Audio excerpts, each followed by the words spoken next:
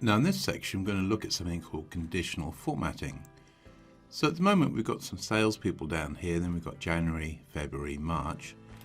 And what I want to do is I want to automatically highlight all sales that are above 50. So if I select this range of cells here, then we go to where it says conditional formatting.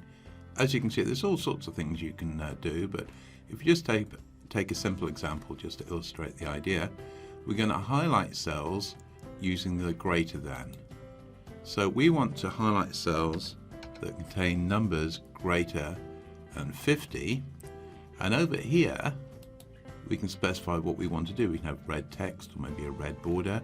So let's try a red border, click on OK and then just deselect. That's a little hard to see with the red border, so let's go back here. Let's go conditional formatting again, go to here, greater than, and we're going to take 50 again. But instead of just the red border, what we'll do this time is we'll try red text. And that's a lot easier to see. So as you can see, within this range here, any numbers greater than 50 are displayed in red. And that's an example of conditional formatting. As I said, you can do a lot more than that, but that's kind of shows you the idea.